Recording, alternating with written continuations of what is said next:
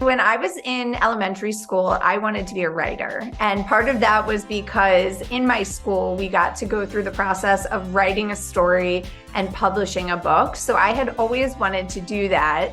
I didn't actually do that until 2 years ago. So I ended up going into marketing, but I really was always drawn toward writing and storytelling. I own a marketing company that works with home builders. So what we do is home building companies, we help them come up with their name.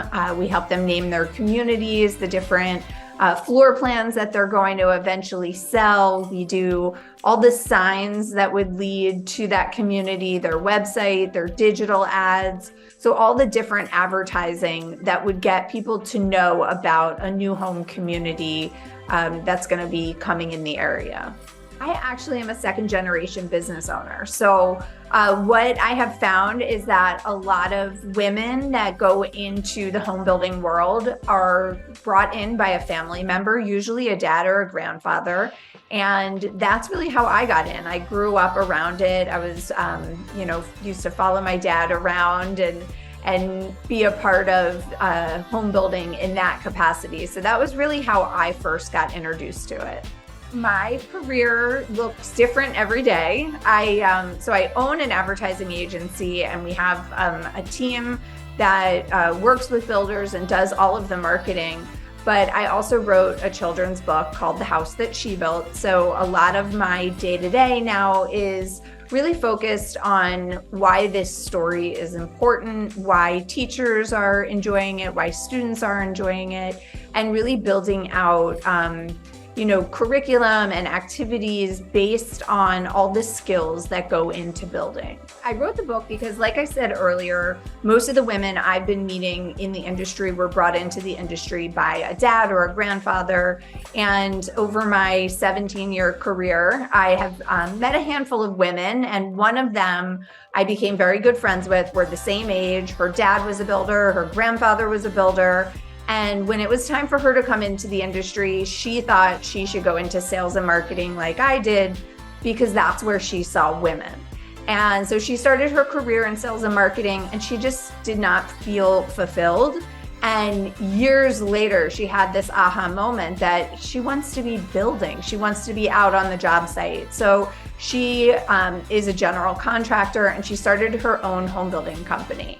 So one of the early projects that she wanted to do was build a home using all women in the trades and women-owned businesses to show girls everywhere that there is a place for you. These are amazing careers, and that girls can absolutely do every single job that goes into building a home from start to finish. The design, the plans, the actual building, plumbing, drywall, landscaping, through to sales and marketing. So she had asked me if I would help with the marketing as a woman-owned marketing business. And of course I said yes, and named it The House That She Built. And while this home was being built, it was just so inspiring to hear the stories of all the different women, because everyone was so different. You have women from all over the world, women who speak different languages, have different abilities, women who look different, women who have completely different interests.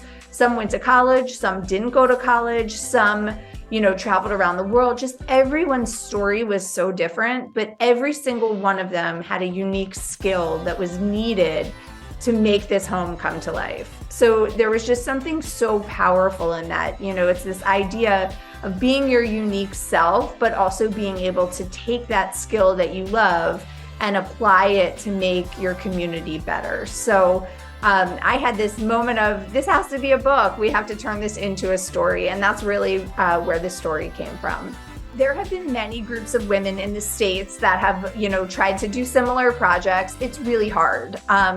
In order for The House That She Built to be built, they ended up having to fly in women from all over the country. There are specific trades that are extremely hard to find. And then on top of it, you're asking people to volunteer. And this is someone's primary vocation. So, asking for them to then donate what they do is really tough.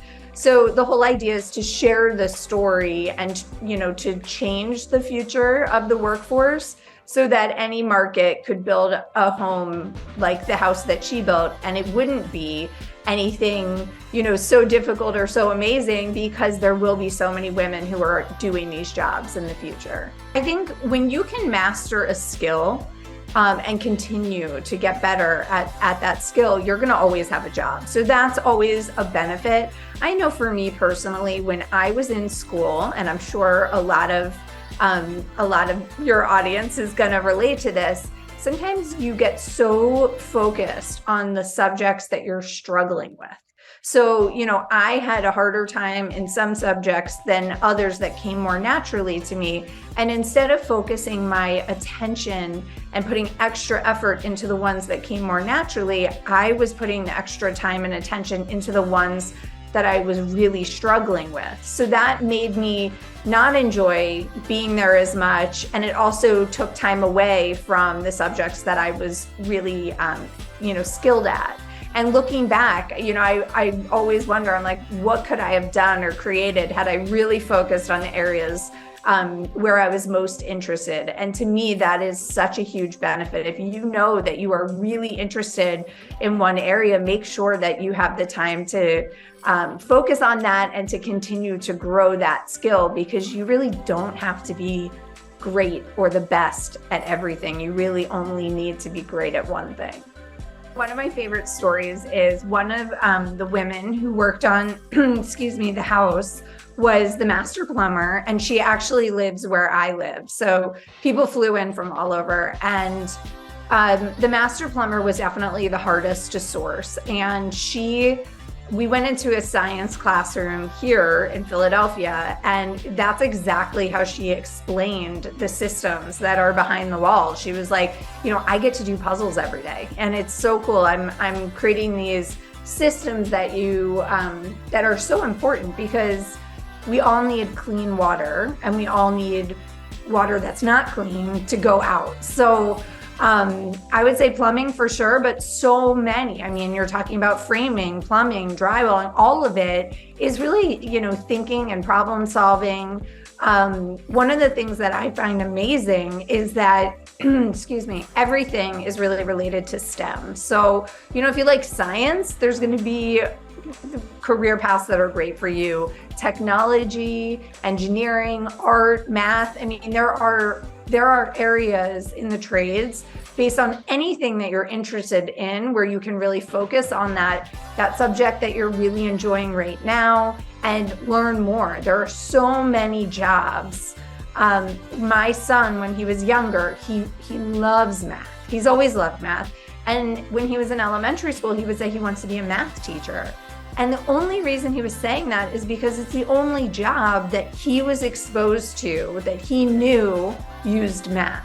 And there are thousands of jobs that use math. So I think just knowing that there are so many things you can do, and it's pretty exciting, right? Like if you have a skill or something that you really love, there are so many ways to turn that into a career. There are so many things. So yes, there are lawyers, there are administrative roles that are so important, like human resources. Those are the roles where you really work with people and make sure that people have the right paperwork and documents, and that they're, you're communicating with the person on behalf of the company. So if you're a people person, human resources is a great direction. There are all different kinds of insurance, and, we have roles that are very, very creative. My company is an advertising agency, so we have people who write for a living. They write articles and blogs. We have people who are designers who design everything on a computer. So they're doing animation and digital design. And then we have other designers that are illustrators, where they hand draw art. So, that's an example of both are artists, but they are totally different in how they work. And then we have people who are really, really organized, who go into account service. So that's more of working with our clients and being the person who talks to them and helps them with their business plan. We have people who are in media and planning. So they're really making sure that we have the plan and keeping on deadline. And, if you're someone who you write all your homework assignments down and you make sure that you have the date and know when everything is due and you're always prepared, there are so many jobs where that is such a great asset and such a great skill to have. And that is something that not everyone is naturally gifted at. So if you're naturally gifted at that, that's something that can open up a lot of possibilities for your future. Every single person could have an amazing job in our industry. I think, right now, the largest underrepresented community is women. But there are many other underrepresented communities, and this is an amazing industry to be in. So part of the objective was for anyone who picks up this book to see at least one character that they can connect to, because like we were just saying, there are great opportunities for everyone in this industry. So we want every person who picks up this book to connect to it. I actually already wrote the second book. It is called The Car That She Built. And let me tell you, I've learned a lot about the jobs that go into building cars and robotics and engineering and all of that.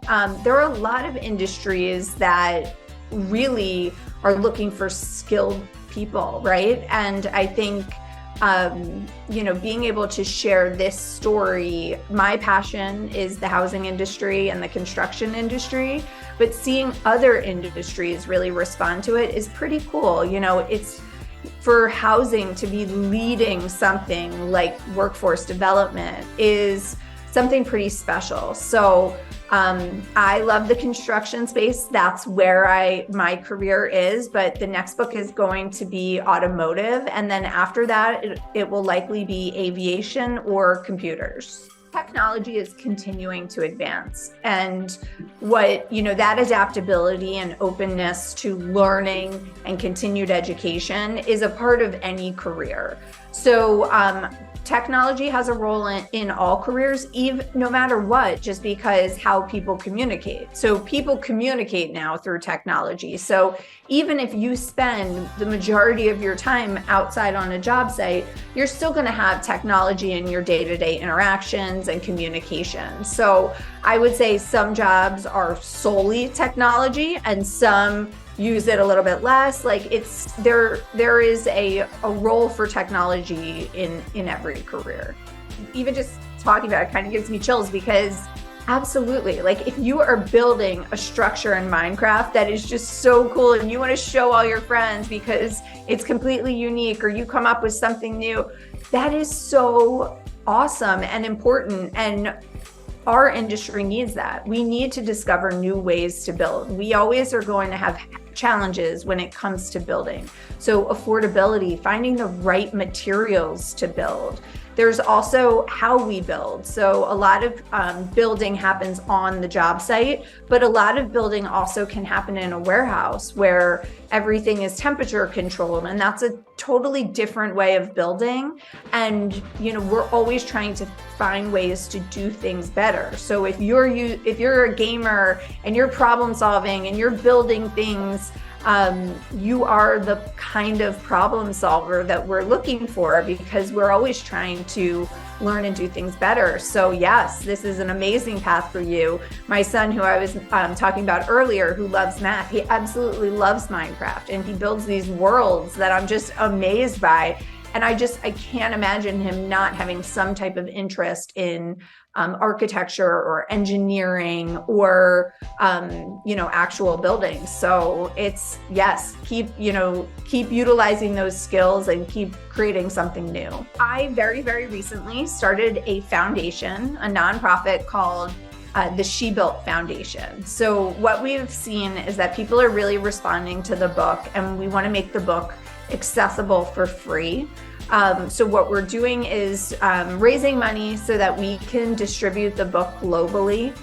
We already have it translated into 5 different languages. And then beyond that, we're creating activities that go with the book for programs to be run easily through volunteers or different groups that are already in these jobs. So that's actually just launching this month. It is brand new. And it's pretty awesome. And we have some very concrete goals set, and we're outlining how we're going to meet them. But really what we would like to see is we would like to see the number of women in these jobs double in 10 years.